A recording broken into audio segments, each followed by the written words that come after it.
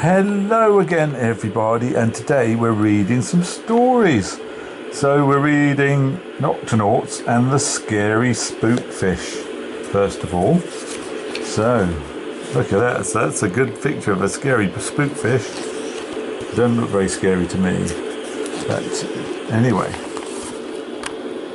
Peso was checking up on the sick sea cucumber. "You sound a lot better," he told the patient, "and your temperature is back to normal. That means you can go home."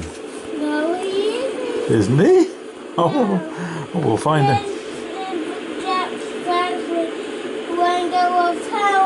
Ha ha ha! Down in the launch bay, Tweak was busy too. The Guppy's battery was almost out of power, you're right. It needed to be replaced before the next mission. "Tweak, are you there?" Barnacles needed help on the HQ deck. The drinks machine was spraying hot chocolate everywhere. "The Guppy will have to wait," sighed Tweak. A few minutes later, Peso carried the sea cucumber into the launch bay. "Ah," he grinned. "It looks like the Guppy's ready to go." Oh dear, I don't know about that. Peso jumped in and started the engine. Peso didn't No, it isn't. The penguin didn't realise that the Gup's battery was almost empty. The Guppy zoomed out through the octo hatch.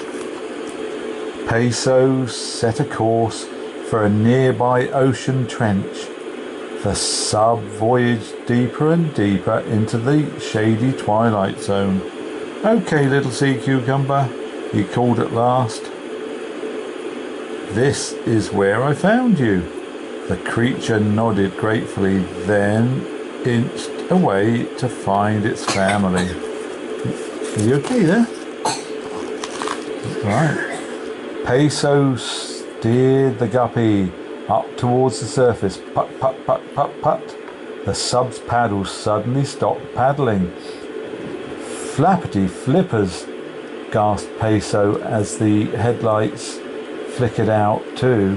"Whoa!" The Guppy tumbled back down the trench, landing upside down with a thud. Peso gulped. "I think I'm trapped." "Everything's going to be fine," said the penguin, trying to be brave. He radioed the octopod, but there was no signal. The Guppy's battery was out of power. Peso pulled an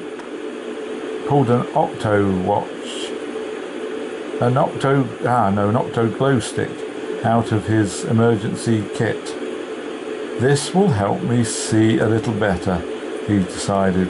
Suddenly a strange creature swam out of the gloom. "Boo!" Back at the HQ, Tweak had done another great fixing job. "Next time," she shouted, "remember to put the marshmallows into the chocolate after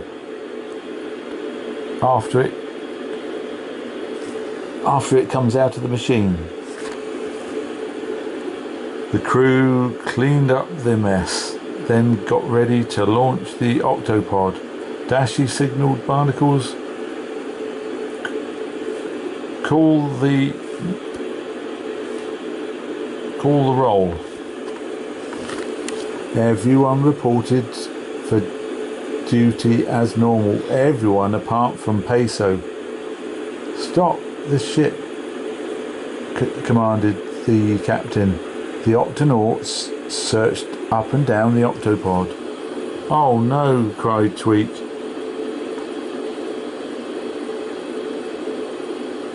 Skidding into the empty launch bay. "Peso must have been in the Guppy." Barnacles nodded at Dashy. "Sound the octo alert." "Octonauts to the launch bay." Within minutes, the Guppy was rushing to the rescue. As soon as they reached the ocean trench, the captain stopped the gup.